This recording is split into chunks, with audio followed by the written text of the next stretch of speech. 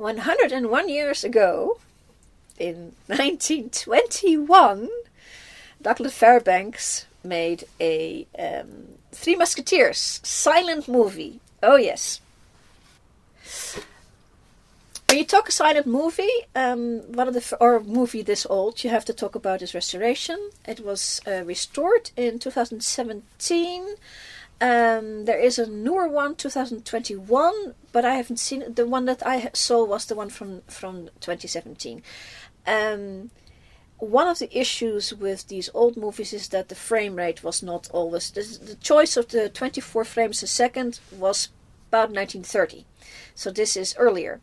And this one, in the 2017 version, it has been corrected somewhat for speed, or the chosen speed they had was already a little bit on the higher frame rate, but it's still not quite corrected. It's just still, people are still a little bit too jerky. So that's annoying. I think they should go for, well, I hope the 2021 version is better. The image quality, there's a lot they can do now, and since 2017 they can do a lot more. There should be, I'm hoping that the 21 version has brought up the image itself some more. If not, there should be another version for 2030 that will have a lot better quality. The one I saw was a little grainy. It was could have been better. That notwithstanding, it's really a good movie in the looks. The Three Musketeers story is actually half fictional characters and half real characters from history. Dumas, who wrote it, was really into that. He researched a lot. And so the king, the queen, the cardinal, there's all portraits of these people, and these... The actors chosen and the costumes given to these actors, spot on. I mean, especially Richelieu, Cardinal Richelieu, he looks exactly like his picture. He's a really, really good actor who actually kept repeating this type of role until his death, and he actually went from the silent era to the sound era, doing his role because he was British, and he had the voice to do it. Not everybody could do that, of course, and this is a fully silent version. 1921, there's absolutely no talk or thought of anything like sound. They do nothing with sound, or even the thought of sound. There, for these bigger films, there was a written score for the piano player or an organ to play. This version has the music pretty good on all the right places. I was very happy with it. I have in my notes, they don't know how to curtsy.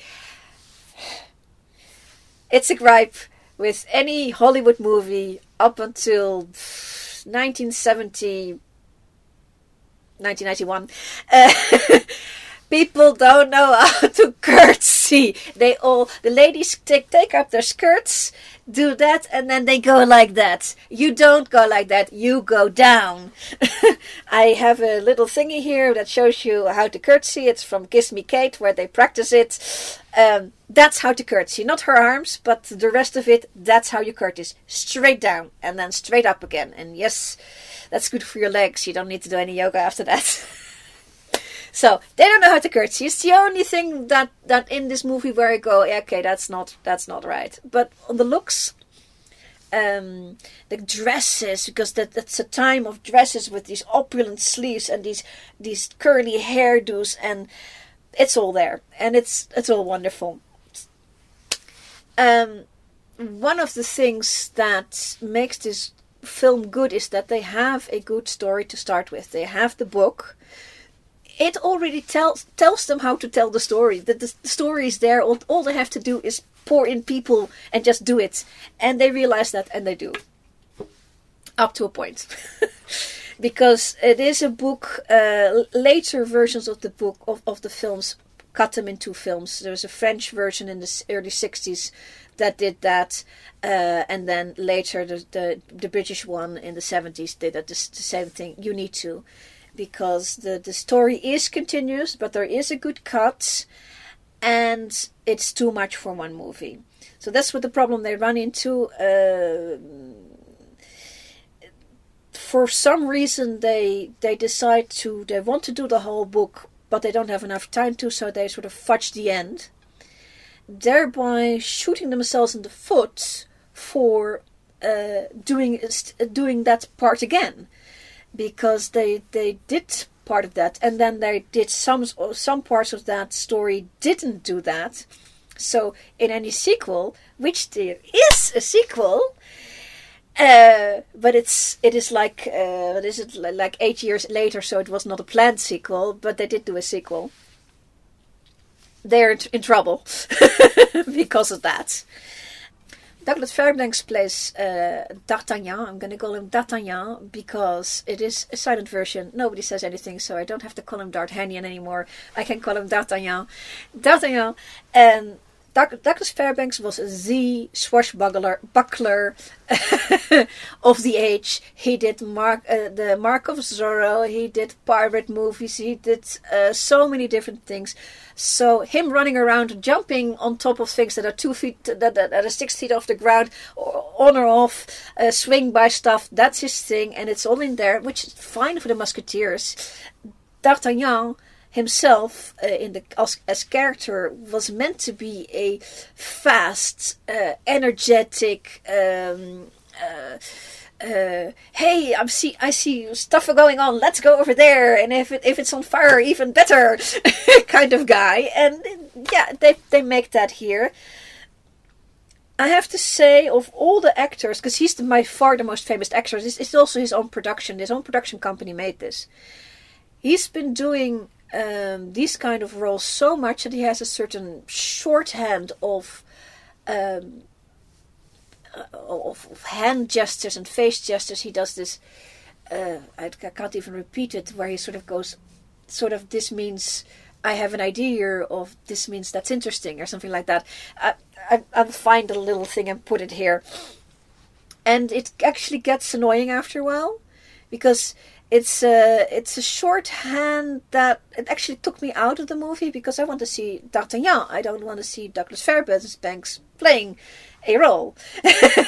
And so that was, I think that's the time showing, the age, the 1920s silent swashbuckling movies were like that. And me seeing that so many years later as the only one, I fall in it sort of at the wrong angle, because these kind of movies were dime a dozen is not the right word for it, but they were every week there would be a swashbuckling movie, and every day there would be a romantic movie, and every day there would be a historic movie, and every week there would be some other movie, a drama movie, and it would be just one of the many, and he would put out many more movies than now. An actor now puts out maybe one big movie every 3 years. If he's lucky, like every year he may have a hit on the IMDb. May, not necessarily. In this time he would have had like 5 or 6 hit films coming out per year or more. There was one actress, Joan Blondell. I looked it up. She had like 10 pictures coming out in 1 year. Can you imagine how fast that had to be made, these pictures? Even if just being an actress on such a picture, how fast you have to film it, how fast, how insecure you have to get to actually get that done. And so the routine of him having a routine for this, I completely understand it. It's just, it shows, not in a good way. They know they have a good story to tell, and they sit down to tell it. They know that the audience knows the story. They actually make a couple of expectation jokes. the meeting of D'Artagnan and Constance is drawn out with a little bit of mimicry error just because they know that an audience already knows that they're going to meet and they're going to fall in love, so they're drawing it out just for that. So they are hyper aware that they are doing a book that everybody knows. They make the most of these costumes by showcasing the story of the king and the queen, which is usually downplayed in the most other adaptations, because it's least interesting to us. But it is to show on the picture, when you're not actually showing an action scene, it is the prettiest picture to watch, because you have these portraits come to life and act stuff out. So they make the most of that. There is some sanitation going on. In the book, Constance is actually married to Bonacieux. Here, he's an uncle. And a lot of the, from this point on in time, Hollywood movies, she is not married. Because basically, yes, D'Artagnan is an adulterer with her, yes. Duh. But that's in the book. And the moment they go off the rails is after like the first half of the book, they pretty much do it straight up. It's just page by page and just do whatever it says, with a little bit slant towards like sanitizing it up a little bit. In the book, it is Buckingham who and Anne, Queen Anne, who really drive their own romance. In this movie, the Cardinal Richelieu sends a letter that was supposed to come from Anne but didn't, and calls in Buckingham. So it's sort of his fault more than it is their fault. So that kind of slanting, but basically the story plays out of the diamond studs and the whole thing, and he goes to England and comes back and all of that, and then they ran out of film, whereas they had like a book left. Here, this book needs to. The major thing they change story-wise is that in this second in this last part, D'Artagnan finds out about Milady, whereas that happened much later, and it's pivotal to the rest of the story.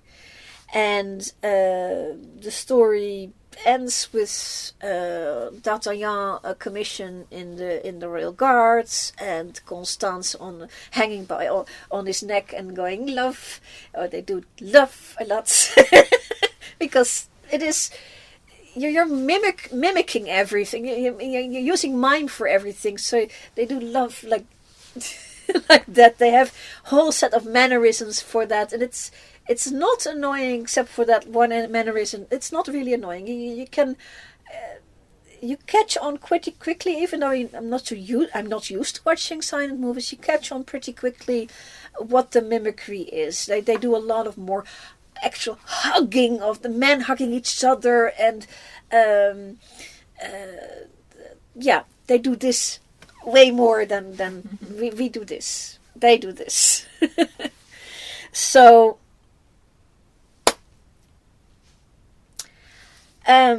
it was very successful. People say it was not the bestest of Fairbanks movies, but it's right up there.